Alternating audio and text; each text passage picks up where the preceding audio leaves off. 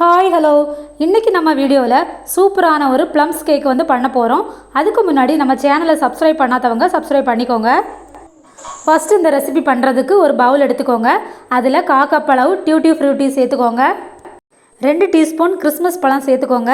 பாதாம் பருப்பு சின்ன சின்ன பீஸாக கட் பண்ணி அதில் வந்து ஒரு 1/4 கப் அளவு சேர்த்துக்கோங்க. டேட்ஸ் ஒரு 4-5 சேர்த்துக்கோங்க. நட்ஸ் வந்து 1/4 கப் அளவு சேர்த்துக்கோங்க. செரி பழம் ஒரு 1/4 கப் அளவு சேர்த்துக்கோங்க.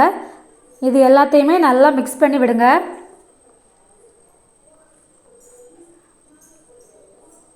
ஒரு கடாயில் 1/4 கப் அளவு சர்க்கரை எடுத்துக்கோங்க.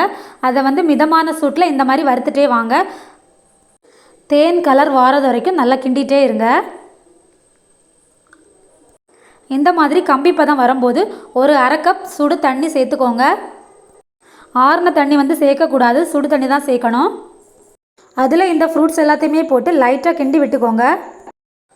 அதை ஒரு பவுலில் மாற்றி எடுத்துக்கோங்க. ஒரு மிக்சிங் பவுல் எடுத்து 3/4 கப் அளவு சர்க்கரை எடுத்துக்கோங்க.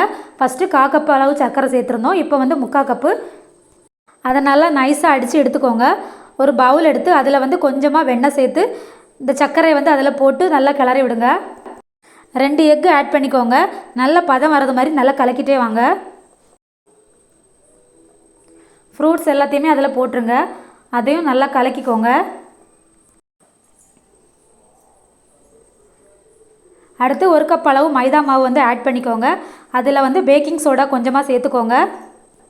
மைதா மாவு இல்லைன்னா கோதுமை மாவில் கூட பண்ணலாம், ஆனால் மைதா மாவில் பண்ணால் தான் டேஸ்ட்டாக இருக்கும். அடுத்து கொஞ்சமாக எசன்ஸஸ் ஆட் பண்ணிக்கோங்க.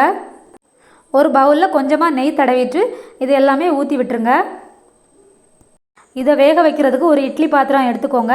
அதில் வந்து கொஞ்சமாக தண்ணி சேர்த்துட்டு ஒரு ஸ்டாண்டு போட்டு அதுக்கு மேலே இதை தூக்கி வைங்க. கேக்கு வந்து வேகிறதுக்கு 1 மணி நேரம் ஆயிரும். இதை வந்து மிதமான சூட்டில் வச்சு வேக விட்டுருங்க. சூப்பராக கேக்கு வந்து ரெடி ஆகிடுச்சு. அவ்வளோதான். வீடியோ பிடிச்சிருந்தனா லைக் பண்ணுங்கள், ஷேர் பண்ணுங்கள். பாய்.